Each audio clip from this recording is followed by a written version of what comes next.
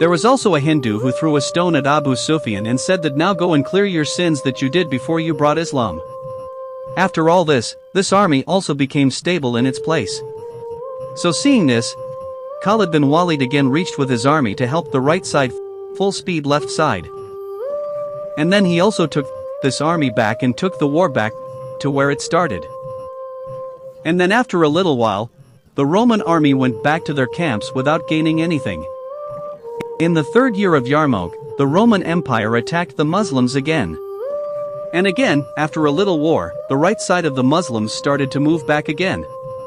But this time they were given orders that, like last time, they should not move back in a straight line, but at a specific angle, so that the entire army of the Romans is divided into two and Khalid bin Walid can attack them from the center. So the Muslim army also did exactly the same. In the same way, the Muslims and the Romans fought till the evening, and from both sides, a lot of people were killed, and in the evening, the Roman army went back to their camps. The most dangerous day of this war, which is still called the Day of Lost Eyes. This time, the Roman general Vahan changed his strategy completely.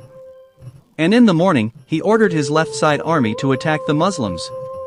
And he started moving forward with the other army slowly. Vahan's plan was very strong. Because after a while, again, the right side of the Muslims began to step back from the war.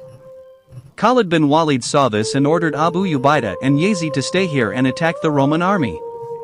And he himself went to the right side to help the Muslims.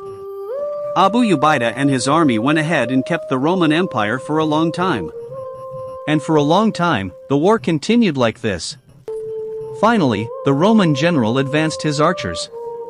And they started shooting at Abu Ubaidah's army, so that was a lot. A lot of Muslims were martyred, and the Muslims who survived were shot in the eyes of 700 people. Because of this, they became almost blind.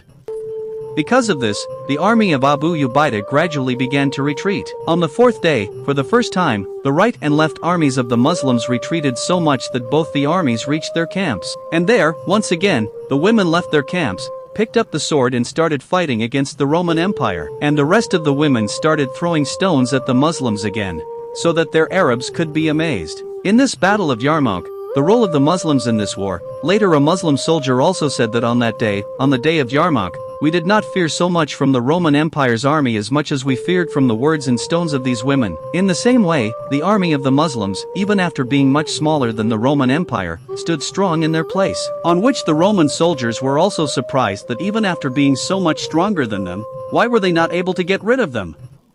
And finally, after a while, it was evening in the Roman army, despite being 2 locks.